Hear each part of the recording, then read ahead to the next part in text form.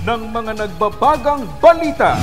Dalawa patay matapos masagasaan ng dalawang pampasaherong bus sa Pili. 18 arestados ikinasang raid sa Naga City. Mga hinihinalang droga nasamsam. At Nia Bicol muling nagbenta ng murang bigas sa halagang 29 pesos per kilo.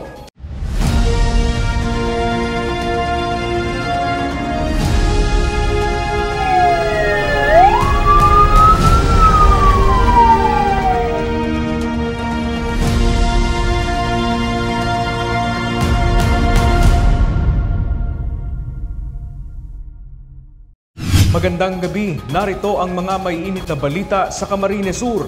Patay ang mag-live-in partner matapos mabangga at makaladkad pa ng dalawang pampasaherong bus sa Pili, Camarines Sur. Dalawang bus nagkakarera umano. Narito ang ulat. Kalunos-lunos ang sinapit ng babae at lalaking ito matapos masangkot sa isang madugong aksidente pasado alas 12 ng hating gabi nitong October 14 sa kahabaan ng National Highway sa Palestina, Pili, Camarines Sur. Ang mga biktima, lulan ng isang pedicab nang mahagip ng isang pampasaherong bus patungong direksyon ng Pili. Ang masaklap, nahagip at nakaladkad pa ito ng isang pampasaherong bus na patungo rin sa parehong direksyon. Nagkalasog-lasog ang katawan ng dalawang biktima na agad ikinasawi ng mga ito. Ayon sa chief tanod ng Barangay Palestina, dumaan pa sa kanyang nirorondahan ang naturang padyak. Nakaduty po ako sa Bukwaway, sa Banggi. Mga quarter to 12, nagpicture po ako. Pagkatapos po pag-picture, nahiling ko nag-agi ng padyak. Nahiling ko po talaga, nasa hararo mo siya. Hindi po talaga ito. Putol na si Awa.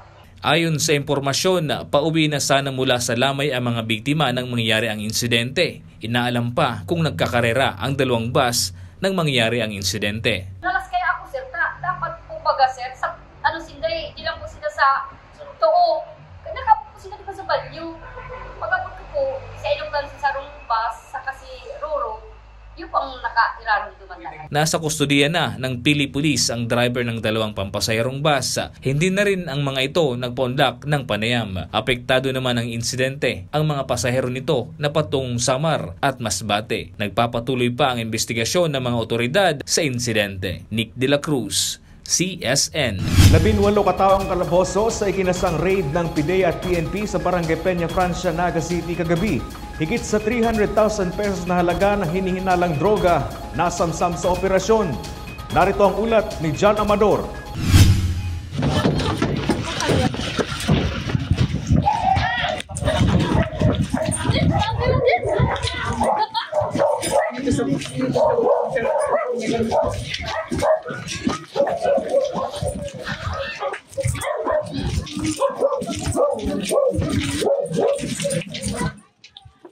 Pasado alas 6 kahapon, October 13 na magsagawa ng briefing sa pangunguna ng PIDEA Region 5 kasama ang 9th ID Philippine Army, NBI, Naga City Police Office at Public Safety Office, Naga. Ang target ng operasyon, ang ilang kabahayan sa Sagrada Familia, Barangay Peña Francia sa Naga City. Masusing plinano ang isinagawang pagsalakay sa Operation Lost Island. Nabulabog ang lugar at nagkatakbuhan. May mga umakyat pa at tumakas sa mga bubungan. Yung sinagawa po nating operation kahapon is masabi nating successful kasi nakapag-aresto tayo ng 18 na personalities at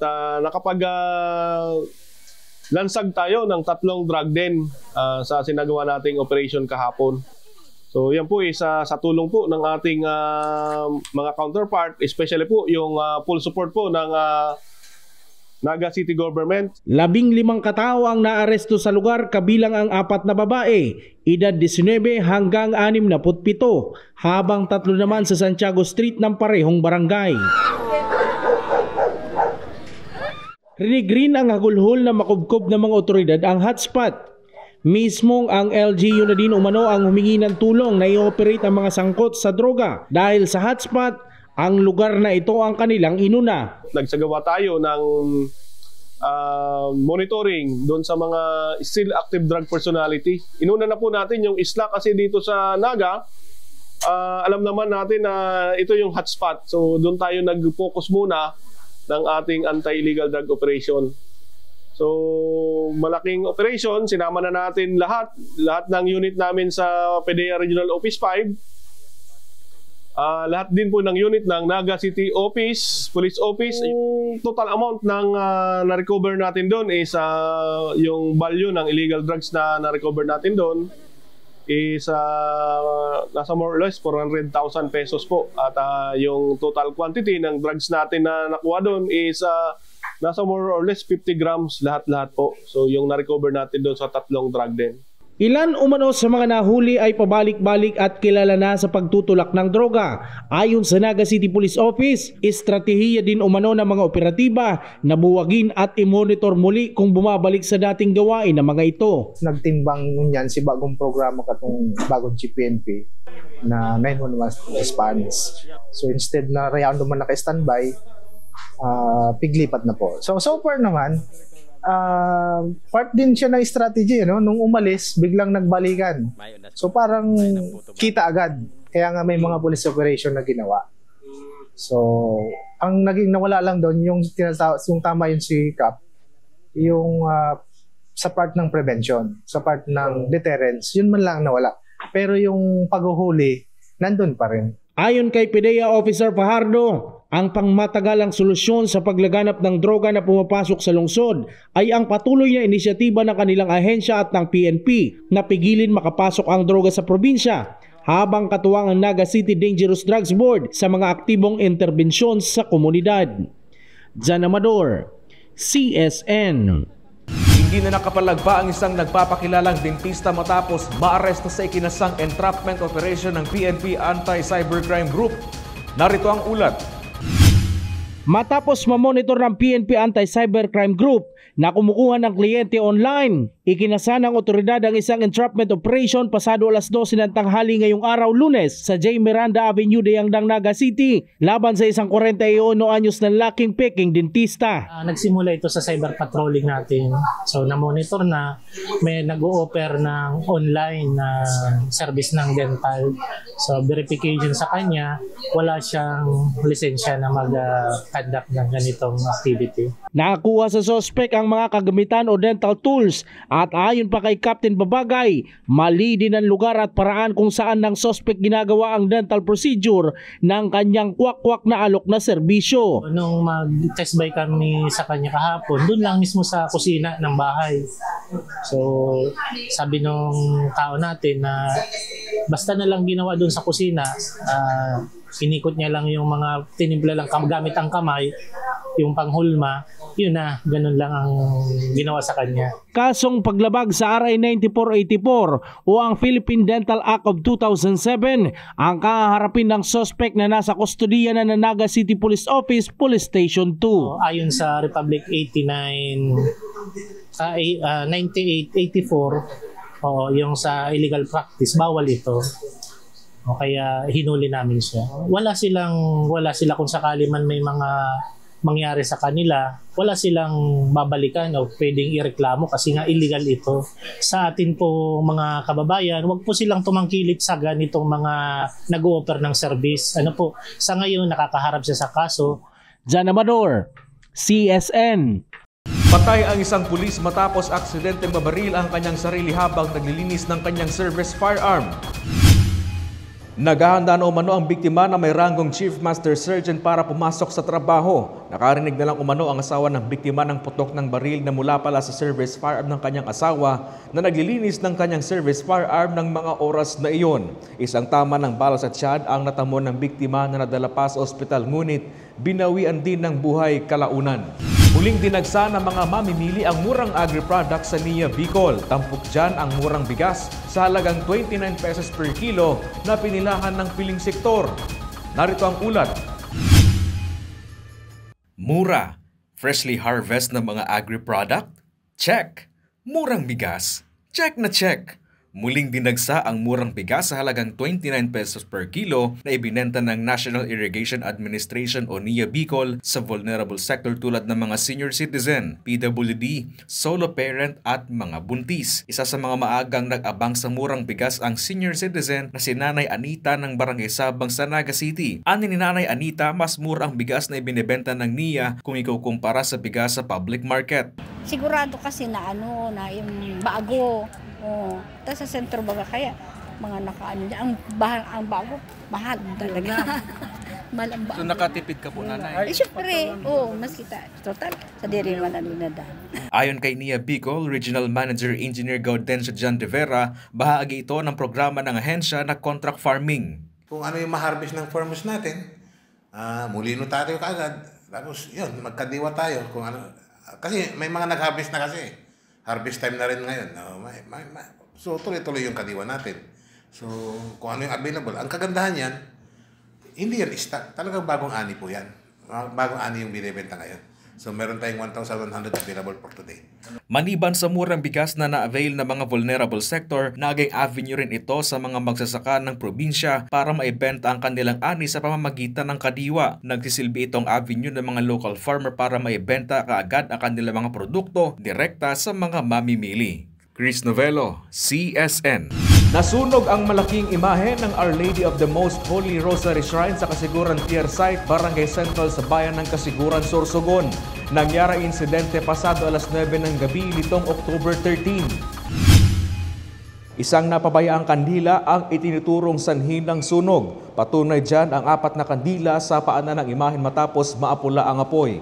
Wala namang naiulat na nasaktan sa insidente. Magandang balita dahil ganap ng batas ang isang panukalang gawing libre ang funeral services sa indigent na mga Pilipino. Kung paano ang proseso, alamin sa ulat ni Regine Bue.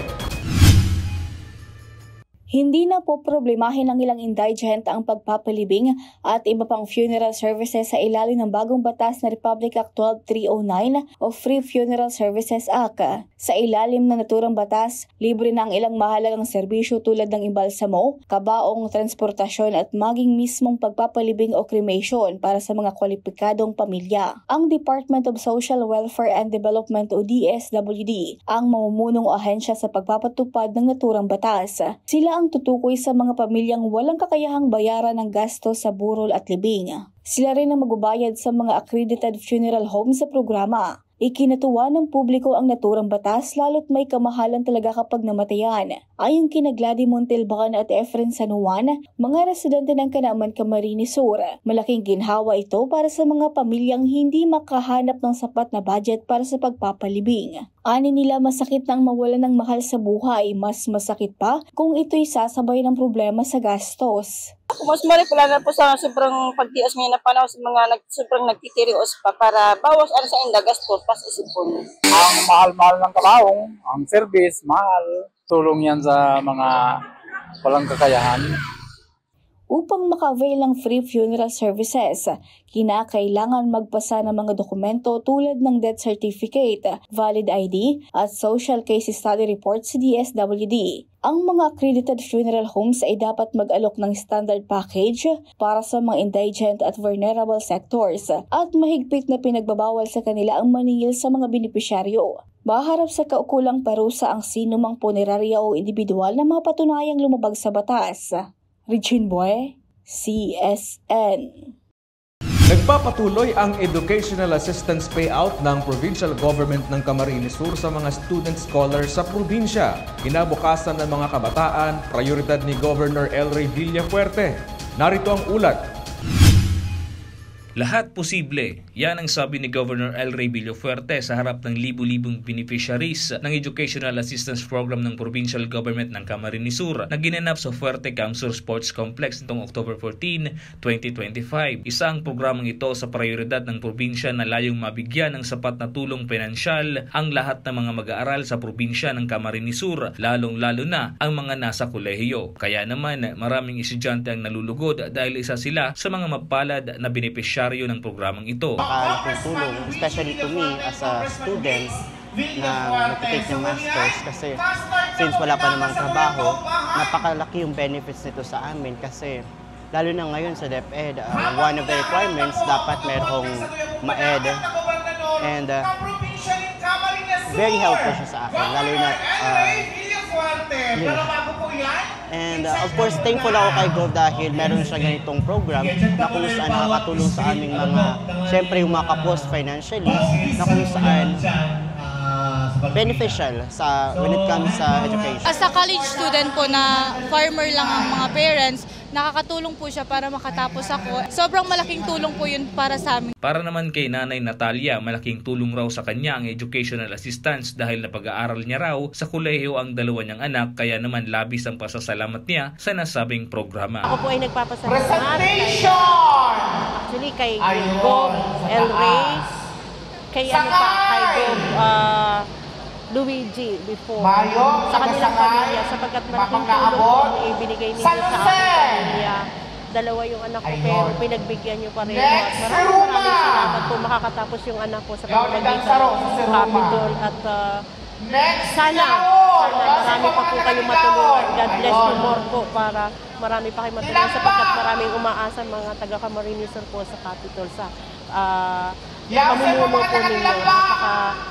Ganda pong programa ang binibigay ninyo po sa aming mga anak. Maraming salamat po sa inyo. Ayon kay Governor El Rey Villafuerte, nais niya makapagtapos at makahanap ng trabaho ang mga kabataang Camarines upang makatulong ito sa pag-abot ng kani-kanilang mga pangarap. Pag may edukasyon, may oportunidad, may edukasyon, may diploma, may pag-asa.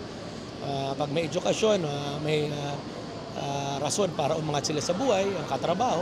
So yan ang importante, matulungan ng kaubenan, ng pamilya.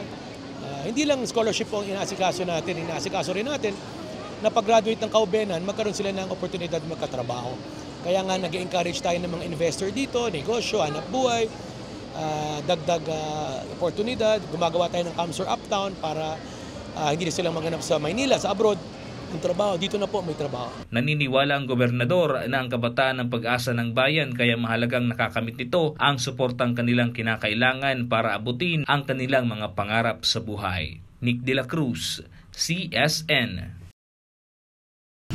Nasubok ang tibay at determinasyon ng higit sa 270 atleta sa 2025 Swim Junkie Challenge na nagbabalik sa Caramoan Islands. May ulat si Eli Balbin.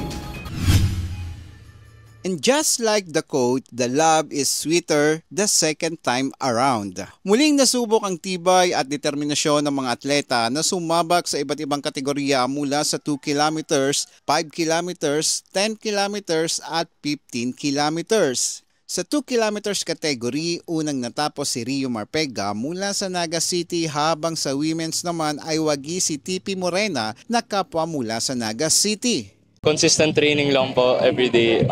As a swimmer din po, kaya naubos ko po lalabas ko po yung lakas ko po dito kahit di po ako masyado nag-open water. I'm so proud kasi hindi ko siya in-expect, and of course madaming mas malalaki, mas magagaling, mas rich in experience. And kanina kasi seeing her approaching na nagsiswim, sabi ko parang anak ko yun kasi di ba pag malayo di ba siya nakikita, and siya kasi talaga nakatikit siya, dalawa sila. And then yung time na yung malapit na sa finish line, yung tumayo na sila pareho, na natumba siya kasi naalon siya ng dagat. Ay, ang liit. But her fighting spirit, really, I think that's number one, na talagang nagdala sa kanya to finish it strong. Para naman sa 5-kilometer race, itinanghal si Kosh mula sa Naga City at si Jaydan Corinne Cruz mula sa Rizal. Grabe yung training ko for the 5K, and last week I was just at a different competition. I was at a pool competition, and it feels good kasi I also defended my title from last year. Everyday training po, morning and afternoon, from Monday to Saturday, and then there are times po na I travel from Manila po to Ilocos for national team training, which is open water. That's po, every Sunday. Next week, punta po ulit ako Ilocos. Pagbalik ko po from here to Manila, balik training na po ulit. Sa kabila ng matinding hamon ng alon at matinding init ng araw, wagi din sa 10-kilometer category sila Arnie Agnas mula pa sa bayan ng Minalabak. To be honest po, kulang pa ako sa training. Since i-intern pa ako, nag-on the job training pa ako. So, parang mahirap i-balance yung time ko since parang hawak kasi kami ng, since criminology kasi hawak ako ng NCPO. So, mahirap talaga. But, nagtitraining pa ako. Ayon sa organizer, mas malaki ang bilang ng mga lumahok ngayong taon at kapansin-pansin ang pagdagsa ng mga atleta na mula sa iba't ibang lugar para sa Swim Junkie Challenge. Main difference po is there are more swimmers this year compared sa last year. Tsaka yung mga resorts outside Gota, puno na po lahat. Puro swimmers po yung naka-house dun. We have a group of 12 po na galing Singapore. Meron din po na galing Malaysia. Yung guest from Malaysia, the swimmer from Malaysia, ito po yung 9th year niya. So every year, bumabalik po siya sa Karamoan dahil sa swim. And then we have guests from Australia and several other countries po. Dagdag pa nito, taong 2010 pa siya unang bumisita sa Karamoan at doon niya nakita ang potensyal ng lugar bilang perpektong venue para sa open water swimming dahil sa malinaw na tubig, magandang isla at natural na kondisyon ng dagat. 2010 po, first time ko to visit Karamoan. As a family lang po, personal vacation lang po. Tapos napansin ko, 2010 pa lang po, I knew na it had potential for swimming. And then in 2015, we finally made it happen. What makes it special po is the unique experience of swimming island to island. There's nothing like it. Naging pagkakataon din ang aktibidad na ito upang ipakita ang natatanging ganda at potensyal ng Karamoan bilang destinasyon ng sport tourism.